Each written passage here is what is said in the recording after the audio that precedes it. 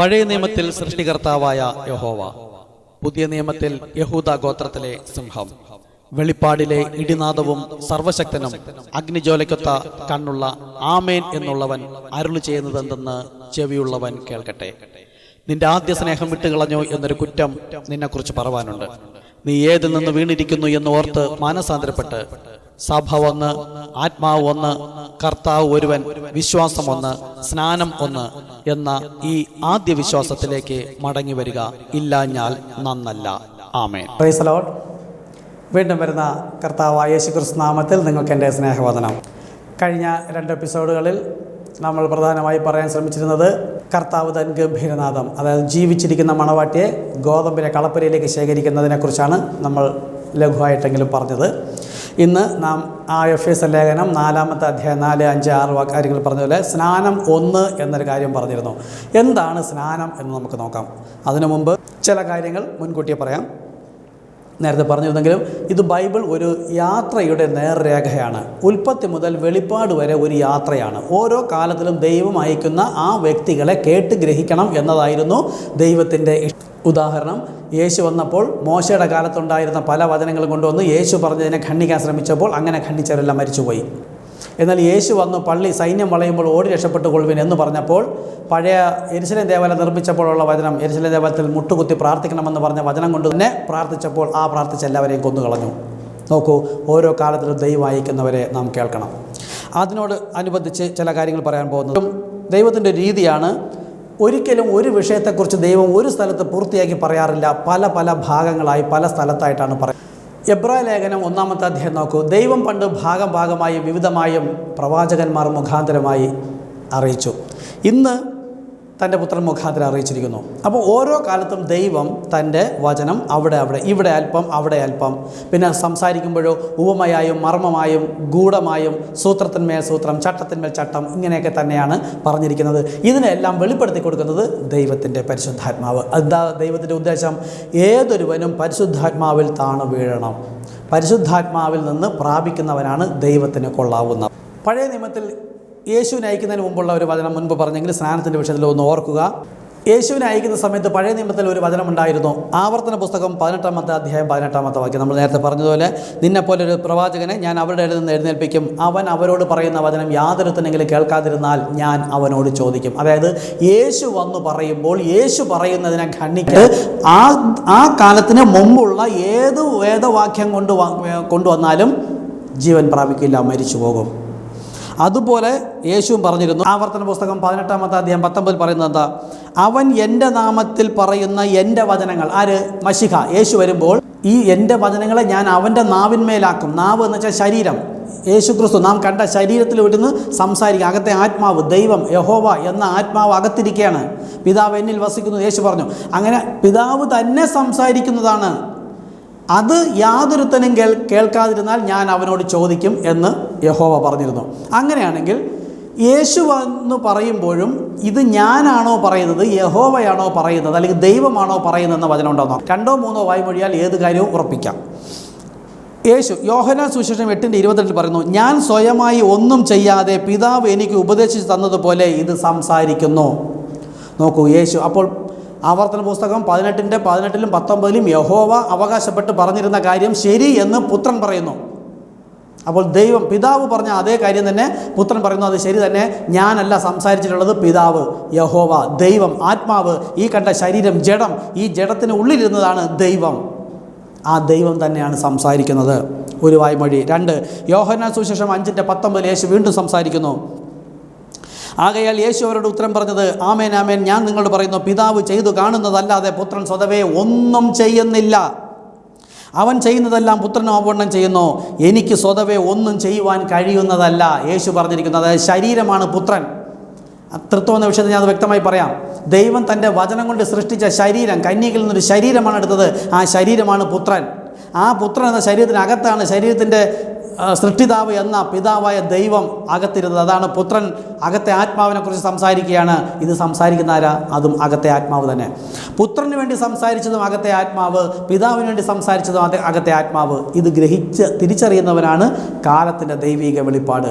ഇല്ലാതെ പുത്രൻ വേറെ, പിതാവ് വേറെ, പരിശുദ്ധാത്മാവ് വേറെ എന്ന് വെച്ചാൽ പഴയ നിയമത്തിൽ പറഞ്ഞു, ഞാൻ ആരെയും അറിയുന്നില്ല, എനിക്ക് മുൻപായ ഒരു ദൈവമില്ല, എനിക്ക് പിൻപായ ഒരു ദൈവമില്ല, എനിക്ക് സമനായും ആരുമില്ല. നോക്കൂ, അപ്പോൾ പിന്നെ യേശു ക്രിസ്തു ദൈവം, വേറെ വ്യക്തി എന്ന് പറയുന്നത് എങ്ങനെ ശരിയായി പോകും? അതുകൊണ്ട് ഇത് വളരെ ശ്രദ്ധയോടുകൂടെ ആയിരിക്കുക. അടുത്ത് അപ്പോസ്തലന്മാരിലൂടെ നടന്ന ശുശ്രൂഷയെക്കുറിച്ച് പരിശുദ്ധാത്മാവ് എന്താണ് പറഞ്ഞത് നോക്കാം. അപ്പോൾ പുത്രനിലൂടെ സംസാരിച്ചത് ദൈവം അല്ലെങ്കിൽ പിതാവ്. പുത്രൻ പോകാൻ സമയത്ത് അപ്പോസ്തലന്മാരെ വിളിച്ച് പറഞ്ഞിട്ട് ആക്കിയത് എന്താ? പരിശുദ്ധാത്മാവ് എന്ന് നിങ്ങൾക്ക് ഉപദേശിച്ചു തരും. അതാണ് ആത്മാവ്, അകത്തെ ആത്മാവ്. ആ ആത്മാവ് തന്നെ ഉപദേശിക്കും.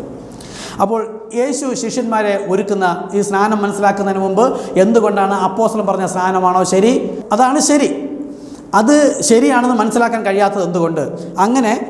അങ്ങനെ യേശു പോകാൻ സമയത്ത് അപ്പോസ്തലന്മാരെ വിളിച്ചാക്കുമ്പോൾ യേശു കുറേ മാനദണ്ഡങ്ങൾ അവരെ പഠിപ്പിച്ചു. എങ്ങനെ ശുശ്രൂഷിക്കാവൂ, എങ്ങനെ പറയണം, എന്ത് പറയണം, ആര് പറയും, എങ്ങനെയായിരിക്കും എന്നുള്ള ചില വചനങ്ങൾ യേശു അപ്പോസ്തലന്മാരെ പഠിപ്പിച്ചു. പത്രോസ് പറഞ്ഞ് ഞങ്ങൾക്ക് വേണ്ട, യേശുക്രിസ്തു പറഞ്ഞത് മതി എന്ന് പറയുമ്പോൾ യേശുക്രിസ്തു തന്നെ പറഞ്ഞ അനേകം വചനങ്ങൾ തെറ്റിപ്പോകും. അത് നാം ഒന്ന് മനസ്സിലാക്കാൻ വേണ്ടിയിട്ടാണ് ഇപ്പോൾ ഇവിടെ സംസാരിക്കുന്നത്. യേശു യോഹന്നാൻ സുവിശേഷം 16:12 പറയാണ്, എനിക്ക് ഇനിയും വളരെ കാര്യങ്ങൾ നിങ്ങളോട് പറയാനുണ്ട്, എന്നാൽ നിങ്ങൾക്കിപ്പോൾ ഗ്രഹിപ്പാൻ വഹിയ. പരിശുദ്ധാത്മാവ്, സത്യത്തിൻ്റെ ആത്മാവ് വരുമ്പോഴോ അവൻ നിങ്ങളെ സകല സത്യത്തിലും വഴി നടത്തും. അപ്പോൾ അപ്പോസ്തലന്മാർ പരിശുദ്ധാത്മാവ് പ്രാപിക്കുന്നതിന് മുമ്പായിട്ട് അവർക്കൊന്നും ഗ്രഹിക്കാൻ കഴിയില്ല. പരിശുദ്ധാത്മാവ് വന്നാൽ മാത്രമേ അവർക്ക് ഗ്രഹിക്കാൻ കഴിയുള്ളൂ എന്ന് യേശു പറയുന്നു. നോക്കൂ, സത്യത്തിൻ്റെ ആത്മാവ് വരുമ്പോഴോ അവൻ നിങ്ങളെ സകല സത്യങ്ങളിലും വഴി നടത്തും. അവൻ സ്വയം സംസാരിക്കാതെ താൻ കേൾക്കുന്നത് സംസാരിക്കുകയും വരുവാനുള്ളത് നിങ്ങളെ അറിയിക്കുകയും ചെയ്യും. നോക്കൂ, നിങ്ങൾ മാളികമുറിയിൽ കൂടിയിരുന്ന് പരിശുദ്ധാത്മ ശക്തി ലഭിക്കുമ്പോൾ പരിശുദ്ധാത്മാവ് പറയുന്നു, എനിക്കിനിയും ഒരുപാട് കാര്യങ്ങൾ നിങ്ങളോട് പറയാനുണ്ട് അപ്പോസ്തലന്മാരോട്. അത് ഇനി ഞാനല്ല സംസാരിക്കുന്നത്, പരിശുദ്ധാത്മാവ് വരുമ്പോൾ അവൻ എനിക്കുള്ളതിൽ നിന്നെടുത്ത് നിങ്ങൾ അറിയിച്ചു തരും. യോഹന്നാൻ സുവിശേഷം 16 12 മുതൽ 14 വരെ യേശു ശിഷ്യന്മാരെ ഒരുക്കുന്നതാണ്. പരിശുദ്ധാത്മാവ് വരുമ്പോഴോ സ്വയം സംസാരിക്കില്ല, താൻ കേൾക്കുന്നത് തന്നെ നിങ്ങളോട് പറയും, എനിക്കുള്ളതിൽ നിന്നെടുത്ത് നിങ്ങൾക്ക് അറിയിച്ചു തരും. അവൻ എന്നെ മഹത്വപ്പെടുത്തും. അവൻ എനിക്കുള്ളതിൽ നിന്നെടുത്ത് നിങ്ങൾ അറിയിച്ചു തരുന്നതുകൊണ്ട് അവൻ എന്നെ മഹത്വപ്പെടുത്തും. നോക്കൂ, പരിശുദ്ധാത്മാവ് പറയുന്നത് സ്വയമല്ല, വരുവാനുള്ള കാര്യങ്ങളാണ്. എനിക്കുള്ളതിൽ നിന്നാണ്, സ്വന്തമായിട്ടൊന്നും സംസാരിക്കില്ല.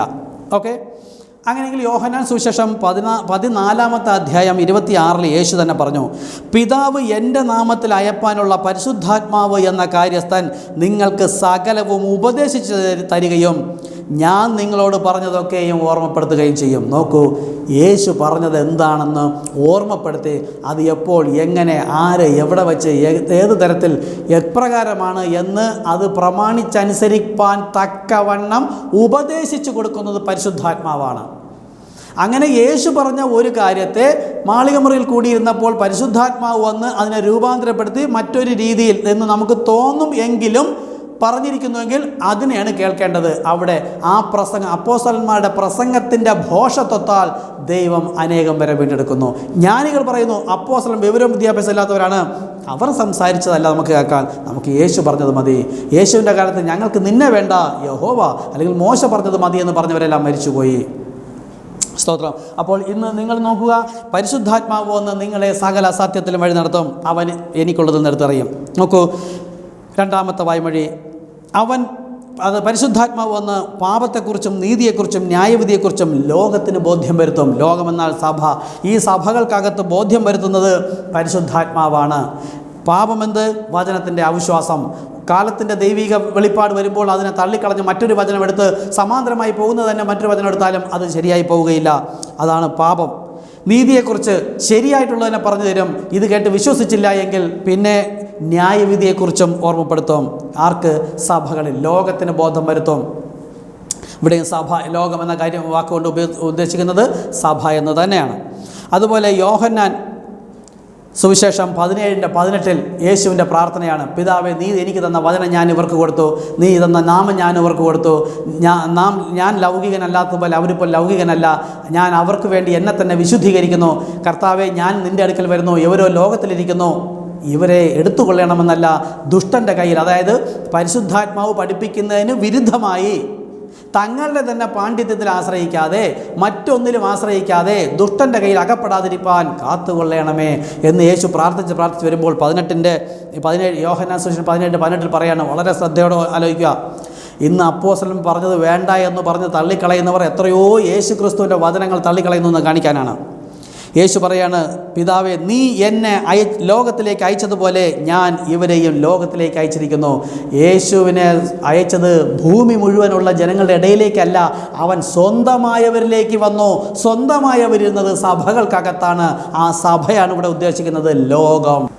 നീ എന്നെ ലോകത്തിലേക്ക് അയച്ചതുപോലെ ഞാനും ഇവരെ അയക്കുന്നു. അപ്പോസ്തലന്മാരെ യേശു ക്രിസ്തുവിനെ അയച്ചതുപോലെ യേശു ക്രിസ്തു അയക്കുന്നു. പുത്രനല്ല അയക്കുന്നത്, അകത്തെ ആത്മാവ്, പിതാവെന്ന ആത്മാവ് സംസാരിക്കുന്നതാണ്. ദൈവം സംസാരിക്കുന്നതാണ് പുത്രന് വേണ്ടിയിട്ട്. നീ എന്നെ അയച്ചതുപോലെ അയക്കുന്നു. അങ്ങനെയെങ്കിൽ യോഹന്നാൻ 5:24 എൻ്റെ വചനം കേട്ട് എന്നെ അയച്ചവനെ വിശ്വസിക്കുന്നവനാണ് നിത്യജീവൻ.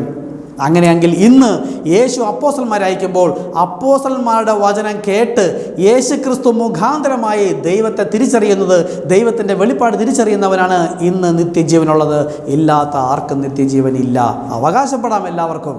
സ്തോത്രം. അതാ ഞാൻ പറഞ്ഞത്, യഥാർത്ഥ ദൈവത്തിൻ്റെ വെളിപ്പാട് വരുമ്പോഴാണ് ഭൂമിയിലെ എല്ലാ മനുഷ്യരും തെറ്റോ, എല്ലാ സഭകളും തെറ്റോ, ഇത്രയും പേരെ ദൈവം കൊല്ലുമോ? ഇല്ല. അത്ഭുതം, അടയാളം, വീര്യപ്രവൃത്തി, ദർശനം, പ്രവചനം, ദൂത്, അന്യഭാഷ, ഇങ്ങനെ ധാരാളമുണ്ട്. ഇതെല്ലാം നീങ്ങിപ്പോകും. ഇത് പരിശുദ്ധാത്മാവുള്ളതിൻ്റെ ലക്ഷണമല്ല. അനേക സഭകൾ പഠിപ്പിക്കുന്നു അന്യഭാഷ പറയുന്നത് തുള്ളുക, ഓടുക, ചാടുക, വീര്യപ്രവൃത്തി, അത്ഭുത, അടയാളം, ഇതെല്ലാം പരിശുദ്ധാത്മാവുള്ളതിൻ്റെ അടയാളമാണെന്ന്. ഇല്ല, ഇതെല്ലാം കൃപാവരങ്ങളാണ്. കൃപാവരമോ നീങ്ങിപ്പോകും. പരിശുദ്ധാത്മാവ് വന്നാലോ വീണ്ടെടുപ്പിൻ നാൾ വരെ മുദ്രയിട്ടിരിക്കുന്നു. ആ പരിശുദ്ധാത്മാവ് ലഭിച്ചുവെങ്കിൽ, മാളികമുറിയിൽ നിന്ന് പരിശുദ്ധാത്മാവ് ലഭിച്ച അപ്പോസ്തലന്മാർ വിവരവും വിദ്യാഭ്യാസവും ഇല്ലാത്ത, എന്നാൽ പരിശുദ്ധാത്മാവിനാൽ നയിക്കപ്പെട്ട അപ്പോസ്തലൻ പറഞ്ഞ വചനത്തെ എങ്ങനെ തള്ളിക്കളയാൻ കഴിയും? അതേ ആത്മാവാണ് ഉള്ളിലിരിക്കുന്നതെങ്കിൽ ആ ആത്മാവ് ഒരു നിമിഷമെങ്കിലും അവർക്കൊരു കുത്തു കൊടുക്കില്ലേ? അങ്ങനെ അകത്ത് ഹൃദയത്തിൽ കുത്തു കൊടുക്കുന്നില്ല, വേദന കൊടുക്കുന്നില്ല എങ്കിൽ അവർ ജാരസന്തതികളാണ്, കവുലിടയന്മാരെന്നാണ് പറയുന്നത്. നോക്കൂ, ഇപ്പോൾ പല സന്ദേശങ്ങൾ കേൾക്കുമ്പോൾ നിങ്ങൾക്ക് മനസ്സിലാകും, ഈ ലോകം, ഈ ക്രിസ്ത്യാനികൾ ഇപ്പോൾ നോഹയുടെ കാലത്തെ പോലെ തികഞ്ഞിരിക്കുന്നു. എന്നാൽ ചെറിയൊരു കൂട്ടം ദൈവത്തിൻ്റെ വചനത്തിനായി, വെളിപ്പാടിനായി, മർമ്മത്തിനായി ആത്മാവിൽ ദരിദ്രനായിരിക്കുന്നവരുണ്ട്. അവരുടെ ഇടയ്ക്കിലേക്കാണ് ഈ സന്ദേശം അയക്കുന്നത്. സ്തോത്രം. കർത്താവ് നിങ്ങൾ സഹായിക്കട്ടെ. നോക്കൂ, നീ എന്നെ ലോകത്തിലേക്ക് അയച്ചതുപോലെ ഞാൻ ഇവരെയും ലോകത്തിലേക്ക് അയച്ചിരിക്കുന്നു. 2 വായ്മൊഴിയാൽ ഏത് കാര്യം ഉറപ്പിക്കാം? നോക്കൂ, ഞാൻ ഇപ്പോൾ സംസാരിച്ചാൽ ഈ 2 വായ്മൊഴിയാണ് തരുന്നത്. അടുത്ത് അത് ഉയർത്തെഴുന്നേൽക്കുന്നതിന് മുമ്പാണ് യോഹന്നാൻ സുവിശേഷം 17:18 പറഞ്ഞത്. അതായത് ക്രൂശ് മരണത്തിന് മുമ്പ്. ഉയർത്തെഴുന്നേറ്റ ശേഷം യോഹന്നാൻ സുവിശേഷം 20:21 പറയുന്നു, യേശു അവരോട്, നിങ്ങൾക്ക് സമാധാനം, പിതാവ് എന്നെ അയച്ചതുപോലെ ഞാൻ നിങ്ങളെ അയക്കുന്നു. 2 വായ്മൊഴി ഇനി ആർക്കും തള്ളിക്കളയാൻ കഴിയില്ല. അപ്പോസ്തലനെ തള്ളുന്നവൻ യേശുക്രിസ്തുവിനെ തള്ളിയിരിക്കുന്നു. ഒരു ചെറിയ വചനത്തിലെങ്കിലും. ഏദൻ തോട്ടത്തെ ഒരുപാട് വചനമൊന്നും തള്ളിയില്ല, ഒരു വചനം മാത്രം തള്ളിയതേ ഉള്ളൂ. അന്നു മുതൽ ഇന്നു വരെയും മരണം കടന്നു വരുന്നു. ആശുപത്രികൾ ധാരാളം കെട്ടിക്കൊണ്ടിരിക്കുന്നു. മരണം ഇന്നുവരെ നടക്കുന്നു. പാപം പെരുകുന്നു. ഏദൻ തോട്ടത്തിലെ ഒരു പാപം. അപ്പോൾ യേശു ക്രിസ്തു പറഞ്ഞ വചനം ഞങ്ങൾക്ക് മതി, അപ്പോസ്തലൻ പറഞ്ഞത് വേണ്ട എന്ന് പറയുന്നവർ എത്രയോ വചനം തള്ളിക്കളഞ്ഞിട്ടും ഇന്നും ദൈവസഭയിലിരിക്കുന്നു. എന്താ ക്രിസ്ത്യാനികളെ? നോക്കൂ, ദൈവത്തിൻ്റെ വെളിപ്പാടിനായി കാതോർക്കുക. അടുത്ത് ലൂക്കോസ് സുവിശേഷത്തിൽ യേശു ശിഷ്യന്മാരെ തിരഞ്ഞെടുക്കുമ്പോൾ പറയുന്നത്, ലൂക്കോസ് 10:16, നിങ്ങളുടെ വാക്ക് കേൾക്കുന്നവൻ എൻ്റെ വാക്ക് കേൾക്കുന്നു. നിങ്ങളെ തള്ളുന്നവൻ, അപ്പോസ്തലനെ തള്ളുന്നവൻ എന്നെ അയച്ചവനെ തള്ളുന്നു. വീണ്ടും ഒരു വായ്മൊഴി, 2 വായ്മൊഴിയാൽ ഏത് കാര്യം ഉറപ്പിക്കാം? യോഹന്നാൻ സുവിശേഷം 13:20 പറയുന്നു, ആമേൻ ആമേൻ ഞാൻ നിങ്ങളോട് പറയുന്നു, ഞാൻ അയക്കുന്നവനെ കൈക്കൊള്ളുന്നവൻ എന്നെ കൈക്കൊള്ളുന്നു, എന്നെ കൈക്കൊള്ളുന്നവൻ എന്നെ അയച്ചവനെ കൈക്കൊള്ളുന്നു. അപ്പോസ്തലന്മാർ വിവരവും വിദ്യാഭ്യാസവും ഇല്ല എന്ന് പറഞ്ഞിട്ട് തള്ളിക്കളയരുത്, നരകത്തിലേക്ക് പോകും. ഉറപ്പാണ്. ഇതാണ് ബൈബിൾ. ഇങ്ങനെ ഒരു ചരിത്രമാണ് ബൈബിൾ. അനേകം പേർക്ക് ഇത് മറഞ്ഞു കിടക്കുമ്പോൾ ഇങ്ങനെ ഒരു സുവിശേഷം ഏറ്റവും എളിമയിൽ, താഴ്മയിൽ പോയിക്കൊണ്ടിരിക്കുന്നു. എളിമ ധരിക്കുന്നവർക്ക് ദൈവം അതൊന്നും വെളിപ്പെടുത്തി കൊടുക്കുന്നു. സ്തോത്രം. ഇനി യോഹന്നാൻ സുവിശേഷം 17:20 യേശു ഇതുപോലെ വിശുദ്ധീകരിച്ചു, നീതീകരിച്ചു, യേശുവിനെ അയച്ചതുപോലെ അയച്ചു, പരിശുദ്ധാത്മാവ് നൽകി. അതായത് പരിശുദ്ധാത്മാവ് മാളികമുറിയിൽ ലഭിച്ചു വരുന്ന അപ്പോസ്തലന്മാരെ അവരുടെ വചനത്തെക്കുറിച്ച് പറയുന്ന നോക്കൂ. യോഹന്നാൻ, ഇത് യേശുവിൻ്റെ ഒരു മധ്യസ്ഥ പ്രാർത്ഥനയാണ്. യോഹന്നാൻ സുവിശേഷം 17:20 ഇവർക്കു വേണ്ടി മാത്രമല്ല. 17-ാമത്തെ അധ്യായം കർത്താവിൻ്റെ പ്രാർത്ഥനയെക്കുറിച്ചായിരുന്നു. എന്നാൽ അടുത്ത് പറയാൻ പോകുന്നത് അപ്പോസ്തലന്മാർക്ക് വേണ്ടി മാത്രമല്ല, ഇവരുടെ വചനത്താൽ, അപ്പോസ്തലൻ പറയുന്ന വചനം കേട്ട് എന്നിൽ വിശ്വസിപ്പാനിരിക്കുന്നവർക്ക് വേണ്ടിയും ഞാൻ അപേക്ഷിക്കുന്നു, പ്രാർത്ഥിക്കുന്നു. നോക്കൂ, അപ്പോസ്തലൻ്റെ വചനം തള്ളിക്കളയുന്ന ഒരു വ്യക്തിക്ക് വേണ്ടിയും യേശു മധ്യസ്ഥ വഹിക്കില്ല. എല്ലാവർക്കും അവകാശപ്പെടാം. മോശയുടെ പിന്നാലെ 30 ലക്ഷത്തോളം ജനം വന്നു. അന്ന് ആ കാലത്ത് മോശയെ കേട്ടത് വളരെ ചുരുക്കം. മിസ്രൈമിലുള്ളവരാരും കേട്ടില്ല. 40 വർഷ യാത്രയിൽ ഏകദേശം 20 വർഷം മിസ്രൈമിൽ നിന്ന് പുറപ്പെട്ടതിൽ ആരും കേട്ടില്ല. എല്ലാത്തിനെയും കൊന്നുകളഞ്ഞു. 20 വർഷം ജനിച്ച കുഞ്ഞുങ്ങളും മരിച്ചു. ഏകദേശം 40 വർഷമായിരുന്നു. 20 വയസ്സ് യോശുവയും കാലേബും ഏകദേശം 20 വയസ്സോളമുള്ള അതിൽ നിന്നും ക്രിസ്തുവിനെ തിരിച്ചറിഞ്ഞുള്ളൂ. അന്നവർ പറഞ്ഞു, മോശേ നീ കൂടുതലൊന്നും പറയണ്ട, നിനക്കും അത്ഭുതാടയാളം വീര്യപ്രവൃത്തി, ഞങ്ങൾക്കുണ്ട് അത്ഭുതാടയാളം വീര്യപ്രവൃത്തി. നിന്റെ ചെരുപ്പ് തേഞ്ഞിട്ടില്ല, ഞങ്ങളുടെ ചെരുപ്പ് തേഞ്ഞിട്ടില്ല. നിന്റെ വസ്ത്രം മുഷിഞ്ഞിട്ടില്ല, ഞങ്ങളുടെ വസ്ത്രം മുഷിഞ്ഞിട്ടില്ല. നീ സമുദ്രത്തിന്മേലും മേഘത്തിന്മേലും സാധനമേറ്റു, ഞങ്ങൾ സാധനമേറ്റു. നീ സ്വർഗത്തിൻ്റെ മന്ന തിന്നു, ഞങ്ങൾ സ്വർഗത്തിൻ്റെ മന്ന തിന്നു. നോക്കൂ, നീ പറഞ്ഞു നിന്നെ കേട്ടില്ലെങ്കിൽ കൊന്നുകളയുമെന്ന്. ഞങ്ങൾക്ക് എല്ലാം ഉണ്ട്.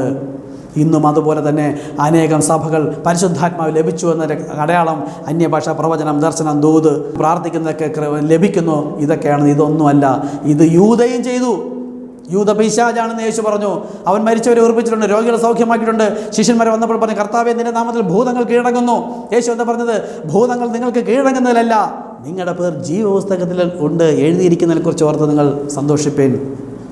നോക്കൂ, ഇന്ന് മോശ അക്കാലത്ത് പറഞ്ഞിരുന്നു, മോവാബ്യ അരാമ്യ ദേശത്തിൽ കടന്നു വന്നപ്പോൾ നിങ്ങൾ വല്ല പ്രകാരം പിന്തിരിഞ്ഞ് ജാതികൾ നിങ്ങളോട് ഇടകലരരുത്, അവരുടെ സ്ത്രീകളെ വിവാഹം കഴിക്കരുത്, ഇവിടെ നിന്ന് അങ്ങോട്ടും കൊടുക്കരുത്. ഇവരെല്ലാം പോയി വിവാഹം കഴിഞ്ഞ് കുഞ്ഞുങ്ങളിൽ ലഭിച്ചു. അവർ മോശയോട് ചോദിച്ചു, മോശെ നീ പറയുന്നത് മാത്രം കേട്ടാൽ മതിയെന്ന്, ഇല്ലെങ്കിൽ സ്വർഗത്തിൽ പോകില്ല, ദൈവം സ്വീകരിക്കില്ല എന്ന് പറഞ്ഞാൽ ഞങ്ങൾക്ക് നിനക്കുള്ളതെല്ലാം ഉണ്ട്. കൂടാതെ നീ പറഞ്ഞ മോവാബിൽ അരാമ്യയിലും പോയി വിവാഹം കഴിക്കരുത്. ഞങ്ങൾ വിവാഹം കഴിച്ചു, ഞങ്ങൾ അങ്ങോട്ട് വിവാഹം കഴിപ്പിച്ചു കൊടുത്തു. നോക്കൂ, ഞങ്ങൾക്ക് കുഞ്ഞുങ്ങൾ ലഭിച്ചിരിക്കുന്നു. കുഞ്ഞുങ്ങൾ യഹോവയുടെ ദാനം. ഞങ്ങളുടെ വിവാഹം വചനവിരുദ്ധമായെങ്കിൽ യഹോവ ഞങ്ങൾക്ക് കുഞ്ഞുങ്ങളെ തരുമായിരുന്നു. അപ്പോൾ ഞങ്ങളെല്ലാം ശരിയാണ്. പക്ഷേ എവിടെ വെച്ച് തിരിച്ചറിഞ്ഞുള്ളൂ? വാതിൽ ഇടുക്കമുള്ളത് അവിടെ വന്നപ്പോൾ. എന്നിട്ടും 12 ഗോത്രത്തിൽ നിന്ന് ഓരോരുത്തന്മാരെ ഉള്ളിലേക്ക് അയച്ചു. അവിടെ ഉള്ളത് അനുഭവിച്ച് പുറത്തേക്ക് കൊണ്ടുവന്നിട്ടും അവർ പറഞ്ഞു, ഓ അവിടെ മല്ലന്മാരുണ്ട്, വൻ മതിലുകളുണ്ട്, നമുക്കവരെ പിടിച്ചടക്കാൻ കഴിയുകയില്ല. എന്നാൽ യോശുവയും കാലേബും ദൈവത്തിൻ്റെ സന്തതി ഇങ്ങനെയാണ്. ഈ കാലത്തിലും അനേകം പേർ സഭകൾക്കകത്ത് ഞെരുങ്ങിയിരിക്കുന്നു. പുരോഹിതന്മാർ, സഭാവിശ്വാസികൾ, ബന്ധുക്കൾ, ചാർച്ചക്കാർ, സമൂഹം, ക്രിസ്ത്യാനികൾ മുഴുവൻ തള്ളിക്കളഞ്ഞിരിക്കുന്ന ആരൊക്കെയോ കേൾക്കുന്നുണ്ട്, നിങ്ങളാണ് ദൈവത്തിൻ്റെ യഥാർത്ഥ സന്തതി, സകലവരാലും കൈവിട്ടത്. ഇങ്ങനെയുള്ളവരെ തേടിയാണ് യേശു ക്രിസ്തു വന്നത്. അവരെല്ലാം പുറത്തായിരുന്നു. നിങ്ങളിലും അനേകം പേർ എന്നേ പുറത്തു പോകാവുന്നവരാ. പക്ഷേ ഇത് വിട്ട് മറ്റൊന്നിലേക്ക് പോയാൽ ഇതിനേക്കാൾ മോശം മറ്റൊന്ന്. ഞാൻ എവിടെ പോകും കർത്താവേ? നിത്യജീവമൊഴികൾ നിന്നിലുണ്ട്, ഞാൻ എന്ത് ചെയ്യേണ്ട കർത്താവേ? എന്നാ എന്നോട് സംസാരിക്കുന്നത്? എന്നാ കർത്താവേ നിന്നെ മുഖാമുഖം കാണാൻ കഴിയുന്നതെന്ന് ആലോചിച്ച് ദുഃഖിച്ച് വീർപ്പിട്ടിരുന്ന നിങ്ങളുടെ അടുക്കിലേക്കാണ് ഈ കാലത്തിൻ്റെ ദൈവത്തിൻ്റെ വെളിപ്പാട് വരുന്നത്. ജീവിച്ചിരിക്കുന്ന മണവാട്ടിയാണ് നിങ്ങളെങ്കിൽ നിങ്ങളുടെ ഹൃദയം മാറ്റുക തന്നെ വേണം. അവരുടെ പാപങ്ങളിൽ കൂട്ടാളികളാകാതെ, അവരുടെ ബാധകളിൽ ഓഹരിക്കാരാകാതിരിപ്പാൻ അവളെ വിട്ടുപോരുവേൻ. എന്തെങ്കിലും മനസ്സിലാകുന്നവർ ഇതിൻ്റെ ഫോൺ നമ്പറിൽ വിളിക്കുക, കൂടുതൽ കാര്യങ്ങൾ പറയുന്നതാണ്. സ്തോത്രം. അപ്പോൾ ഇവർക്ക് വേണ്ടി മാത്രമല്ല, ഇവരുടെ വചനത്താൽ എന്നിൽ വിശ്വസിപ്പാൻ ഇരിക്കുന്നവർക്ക് വേണ്ടിയും പ്രാർത്ഥിക്കുന്നു.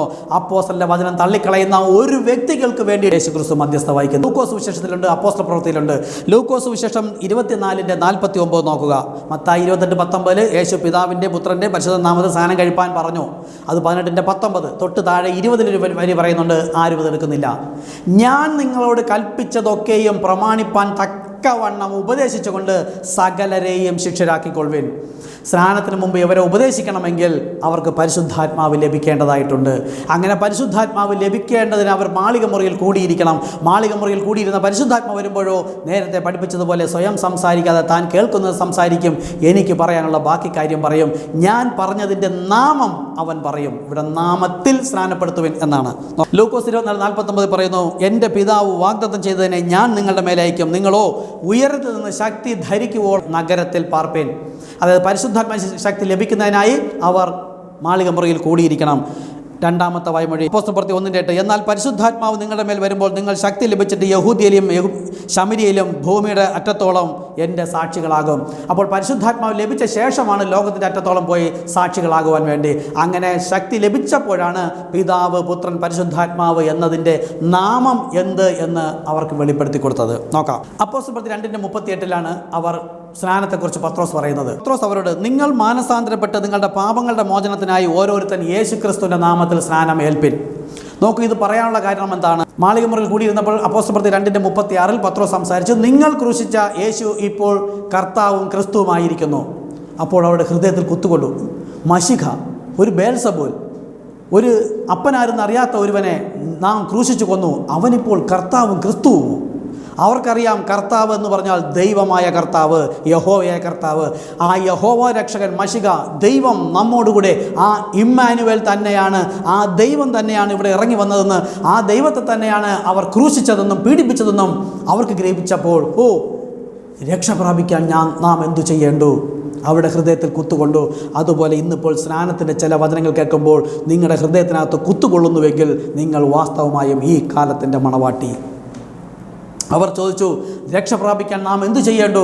നോക്കൂ, ദൈവത്തിൻ്റെ മറ്റൊരു രീതിയാണ്, ഏത് നാമം അവർ തള്ളിക്കളഞ്ഞുവോ അതേ നാമം തന്നെ ദൈവം അവർക്ക് നൽകി.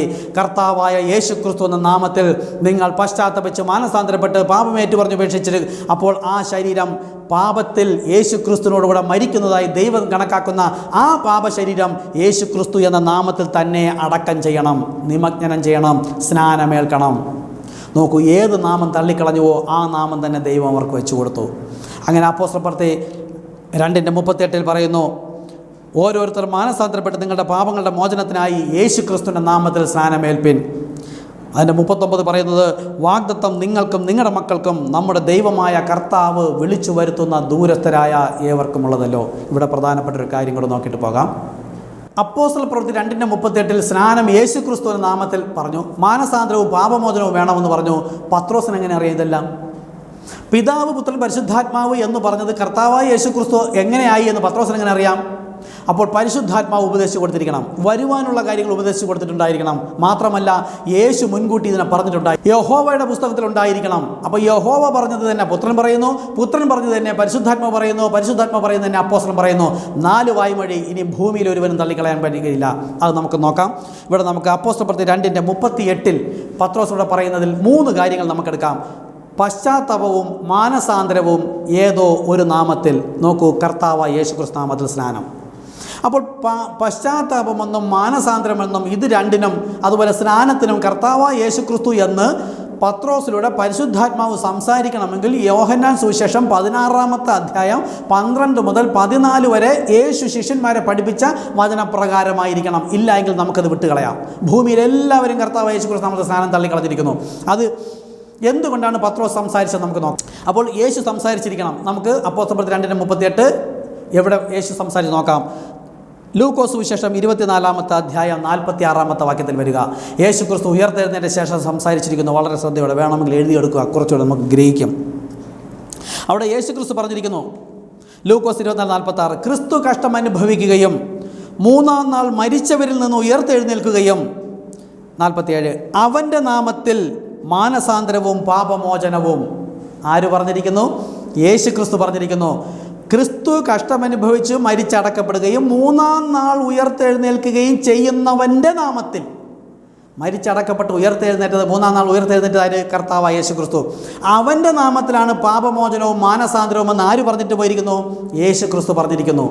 ഇതാ വിവിധമായും ഭാഗമായി ഇവിടെ അല്പം അവിടെ അല്പം, ചട്ടത്തിന്മേൽ ചട്ടം, സൂത്രത്തിന്മേൽ സൂത്രം, വിക്കി പറയുന്നത്. ഇങ്ങനെ പറഞ്ഞിരിക്കുന്നത് എന്തിനാ?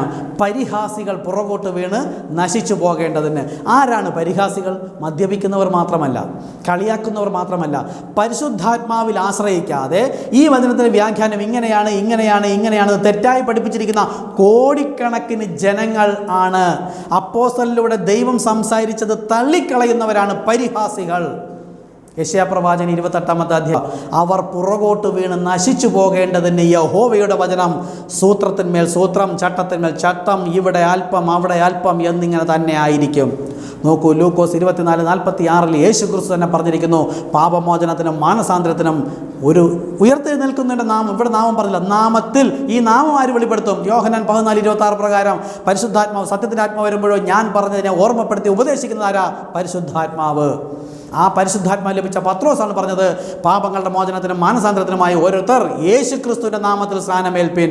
ഈ 3 കാര്യവും, അതായത് അപ്പോസ്തലപ്രവൃത്തി 2:38 പറഞ്ഞ പരിശുദ്ധാത്മാവ് പറഞ്ഞതിന് ലൂക്കോസ് 24:46, സങ്കീർത്തന പുസ്തകങ്ങളിലും പ്രവാചക പുസ്തകങ്ങളിലും മോശയുടെ ന്യായപ്രമാണത്തിലും എന്നെക്കുറിച്ച് പറഞ്ഞിരിക്കുന്നതൊക്കെയും, അതായത് വചനം അങ്ങനെ എഴുതിയിരിക്കുന്നു, നിവർത്തിയാകണം. അപ്പോൾ സ്വർഗത്തിൽ സ്ഥിരമായിരിക്കുന്ന വചനത്തിൽ എഴുതിയിരുന്നത് ഒന്ന് പുത്രൻ ലൂക്കോസ് 24:46 മുതൽ സംസാരിച്ചിരിക്കുന്നു. 2 വായ്മൊഴി അപ്പോസ്തലപ്രവൃത്തി 2:38 പരിശുദ്ധാത്മാവ് പത്രോസിനോട് സംസാരിച്ചു. പത്രോസ് നമുക്കായി സംസാരിച്ചിരിക്കുന്നു. 4 വായ്മൊഴി ഭൂമിയിൽ ഒരു വ്യക്തിക്ക് തള്ളിക്കളയാൻ കഴിയില്ല. സ്നാനം കർത്താവ് യേശുക്രിസ്തു നാമത്തിൽ. എന്തുകൊണ്ട്? യേശുക്രിസ്തു തന്നെ പറഞ്ഞു. മത്തായി 28:19 പിടിച്ചുകൊണ്ടിരിക്കരുത്, അതിലേക്ക് വരുന്നുണ്ട്, കുറച്ചുകൂടി നിങ്ങൾക്ക് വിശദമാകും. ഓക്കെ, ഇനി അതിൻ്റെ അപ്പോസ്തലപ്രവൃത്തി 2:39 അവിടെ എന്താ പറയുന്നത്? ഈ വാഗ്ദത്തം നിങ്ങൾക്കും നിങ്ങളുടെ മക്കൾക്കും നമ്മുടെ ദൈവമായ കർത്താവ് വിളിച്ചു വരുത്തുന്ന ദൂരസ്ഥരായ ഏവർക്കുമുള്ളതല്ലോ എന്ന് പരിശുദ്ധാത്മാവ് പത്രോസിലൂടെ പറയണമെങ്കിൽ അതും യേശു പറഞ്ഞ പ്രകാരം ആയിരിക്കണം പരിശുദ്ധാത്മാവ് പറഞ്ഞു കൊടുക്കുന്നത്. അത് നമുക്ക് നോക്കാം. ലൂക്കോസ് 24:47 നോക്കാം. അവൻ്റെ നാമത്തിൽ മാനസാന്തരവും പാപമോചനവും. അടുത്തത് യെരുശലേമിൽ തുടങ്ങി സകല ജാതികളിലും പ്രസംഗിക്കണം. അപ്പോൾ അപ്പോസ്തലപ്രവൃത്തി 2:38 3 കാര്യം നമ്മെടുത്തു. പാപമോചനം, മാനസാന്തരം, ഒരു നാമം. യേശുക്രിസ്തു പറഞ്ഞ പ്രകാരം കർത്താവ് യേശുക്രിസ്തു. ഇനി അപ്പോസ്തലപ്രവൃത്തി 2:39 ഇത് വാഗ്ദത്തം നിങ്ങൾക്കും നിങ്ങളുടെ മക്കൾക്കും, ഒരു കാര്യം. അടുത്ത് നമ്മുടെ ദൈവമായ കർത്താവ് വിളിച്ചു വരുന്നത് ദൂരസ്ഥരായവർക്കും, രണ്ടാമത്തെ കാര്യം. ഈ 2 കാര്യവും പത്രോസിലൂടെ പരിശുദ്ധാത്മാവ് പറയണമെങ്കിൽ യേശു പറഞ്ഞിരിക്കണം, യഹോവയുടെ പുസ്തകത്തിലുണ്ടായിരിക്കണം. അതിൻ്റെ ഉദാഹരണമാണ് ലൂക്കോസ് 24:47 പറയുന്നത്. യെരുശലേമിൽ തുടങ്ങണം. നോക്കൂ, അവർ അപ്പോസ്തലന്മാരെല്ലാം കൂടെ മാളിക മുറിയിൽ കൂടിയിരുന്നത്, പരിശുദ്ധാത്മാവ് ശക്തി ലഭിക്കാൻ കൂടിയിരുന്നത് യെരുശലേമിൽ തന്നെയാണ്. ഈ സ്നാനം തുടങ്ങിയതും യെരുശലേമിൽ തന്നെയാണ്. നിങ്ങൾക്കും നിങ്ങളുടെ മക്കൾക്കും ഇതാണ് യെരുശലേമിൽ തുടങ്ങണം. അവിടെ തന്നെയാണ് തുടങ്ങിയത്. നോക്കൂ, വചനം ഓരോന്നും എത്രയോ ടാലിയായി പോകുന്നു. ഇത് അന്ത്യനാളിൽ ദൈവത്തിൻ്റെ മർമ്മമെല്ലാം ഒരുവനിലൂടെ അറിയിക്കുമെന്ന് ദൈവത്തിൻ്റെ വചനമുണ്ട്. ദൈവം ഒരുവനിലൂടെ അറിയിച്ച വചനമാണ് ഞാനിപ്പോൾ സംസാരിച്ചുകൊണ്ടിരിക്കുന്നത്. ആ വചനം ഞാനല്ല, ആ ഒരു സഹോദരൻ വേറെയാണ്. ഇപ്പോൾ നിങ്ങൾക്കത് പറഞ്ഞാൽ കൺഫ്യൂഷനാകും, ഞാനത് പറയാം. അങ്ങനെ ദൈവം ഒരുവനിലൂടെ വെളിപ്പെടുത്തി കൊടുത്താണ് ബൈബിളെ ഭൂലോകം മുഴുവനും ഉള്ള ക്രിസ്ത്യാനികൾ എന്ന് പറയുന്ന അവകാശപ്പെടുന്നവർക്ക് മറഞ്ഞു കിടന്ന ദൈവവചന സത്യം വെളിപ്പെടുത്തി കൊടുക്കുകയാണ്. സ്തോത്രം. അങ്ങനെ യെരുശലേമിൽ തുടങ്ങി, അവിടെ മാളിക മുറിയിൽ അവിടെ തന്നെയാണ് തുടങ്ങിയത്. അടുത്തതോ സകല ജാതികളിലും പ്രസംഗിക്കപ്പെടണം എന്നിങ്ങനെ എഴുതിയിരിക്കുന്നു. സങ്കീർത്തന പുസ്തകം, പ്രവാചക പുസ്തകങ്ങളിലും നമുക്ക് ന്യായപ്രമാണത്തിൽ എന്നെക്കുറിച്ച് എഴുതിയിരിക്കുന്നു. യേശുവിനെ കുറിച്ച് ന്യായപ്രമാണത്തിൽ എവിടെ എഴുതിയിട്ടുണ്ടോ? ന്യായപ്രമാണത്തിൽ എഴുതിയിരിക്കുന്നത് യഹോവ, അവൻ തീക്ഷ്ണതയുള്ള ദൈവം, അവൻ യഹോവ തന്നെ, യഹോവയെ അവനെന്ന് പറഞ്ഞിരിക്കുന്നു. ഇവിടെ ലൂക്കോസ് 24:46 പറഞ്ഞിരിക്കുന്നു, മരിച്ചടക്കപ്പെട്ട് ഉയർത്തെഴുന്നേൽക്കുന്നവൻ്റെ നാമത്തിൽ. പറഞ്ഞത് ആര്? യേശു. അവൻ്റെ നാമം, വേറൊരുതിനില്ല. അവൻ യേശു തന്നെ, യേശുവിനെ അവനെന്ന് വിളിച്ചിരിക്കുന്നു. അത് ആ അവൻ ആണ് കർത്താവ് യേശു ക്രിസ്തു. അവിടെ പിതാവിൻ്റെയും പുത്രൻ്റെയും പരിശുദ്ധാത്മാവിൻ്റെയും ഈ വാക്കുകളിൽ എന്നല്ല, ഈ നാമങ്ങളിൽ സിംഗുലർ, ഒറ്റ നാമത്തിൽ എന്നാണ്. ആ നാമം ഏതെന്ന് ഇവിടെ പരിശുദ്ധാത്മാവ് വെളിപ്പെടുത്തി കൊടുത്തിരിക്കുന്നു. അതിന് പ്രകാരം നമുക്കിപ്പോൾ മനസ്സിലായി. അപ്പോസ്തലപ്രവൃത്തി 2:38-36 ആര് പറഞ്ഞു കൊടുത്തു? പരിശുദ്ധാത്മാവ് പറഞ്ഞു കൊടുത്തത് യേശു ക്രിസ്തുവിന് മുൻപ് പറഞ്ഞു കൊടുത്ത, യേശു ക്രിസ്തു മുൻപ് പറഞ്ഞിരുന്ന ആ വചനപ്രകാരം തന്നെയാണ് എന്ന് നമുക്ക് ബോധ്യമായി. നോക്കൂ, ഇനി നമുക്ക് തള്ളിക്കളയാൻ കഴിയുമോ? ഈ പിതാവ്, പുത്രൻ, പരിശുദ്ധാത്മാവ് എന്ന് പറഞ്ഞാൽ ആ നാമം കർത്താവായ യേശു ക്രിസ്തുവാണ്. ഇനി അതിനെക്കുറിച്ചുള്ളത് അടുത്ത എപ്പിസോഡിൽ പറയാം. ദൈവം നിങ്ങളെ അനുഗ്രഹിക്കട്ടെ. ശ്രദ്ധയോടെ ഇരിക്കുക, പലതും കുറിച്ചെടുക്കുക. കർത്താവ് നിങ്ങളെ അവരെ അനുഗ്രഹിക്കുമാറാകട്ടെ. യേശു ക്രിസ്തു നാമത്തിൽ തന്നെ. ആമേൻ.